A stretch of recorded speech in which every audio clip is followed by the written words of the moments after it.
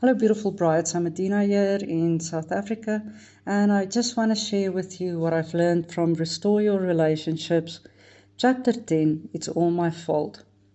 Have you ever used tough love on somebody who went astray, a child, spouse, family member, or friend?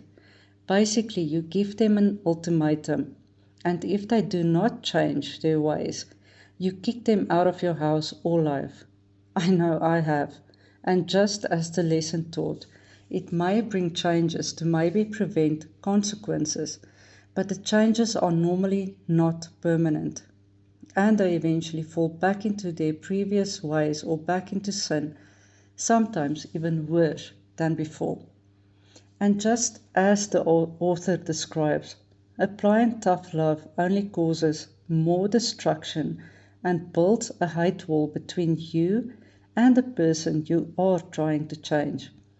I have seen this in my own life. The more I apply tough love, reminding my offender of their sins and the destruction they caused, the more I push them away, eventually pushing him deeper into sin just to get away from me and my contentiousness, which was turned up a couple of notches trying to apply tough love. And the destruction was incredible. Looking back, I cannot believe how terribly contentious I became applying tough love, and I can also understand why somebody would rather run away than stay with a contentious woman, as it states in Proverbs 21 verse 19. It is better to dwell in the wilderness than with a contentious and angry woman. A better way to deal with the sins of others is to give them to the Lord, no matter how many times we have to do it. Then, to replace the harshness with the principles of love that will never fail. Love is patient. Love is kind. It does not envy. It does not boast. And it is not proud. It does not dishonor others. It is not self-seeking. It is not easily angered, and it keeps no record of wrongs.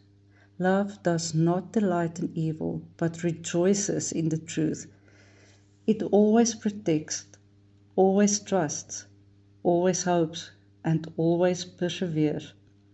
Although we need the Lord to apply these principles and not act in the flesh, I have also seen how applying love can turn the hardest hearts around and break down the hate wall. We are not to resist evil, but give a blessing instead.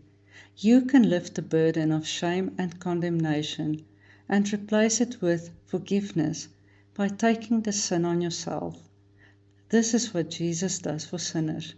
He takes their burden, bringing us to our knees with gratitude, like the author shares, in quotes, if your son or daughter or husband is in sin, you have the ability to take the blame, lifting the burden of shame, condemnation, and undue guilt that is weighing them down. When you are the one throwing the blame, shame, and condemning your loved one, you are simply the spokesperson for the enemy, whose nature it is to accuse. Accusing is ugly and damaging, and what is often at the root of our relationship's destruction. You are waiting for them to do what is right, when it is you who have the power to break the change that has your son, daughter, or husband bound, but you refuse to use that power. Please go and read this powerful lesson that shares how we can use the power of love to break the chains of sin that is holding your loved one captive, instead of using tough love that will only result in more destruction. Please visit us on loveatlast.org for more life-changing courses, or visit encouragingbookstore.com to buy the Abundant Life series of books and many more.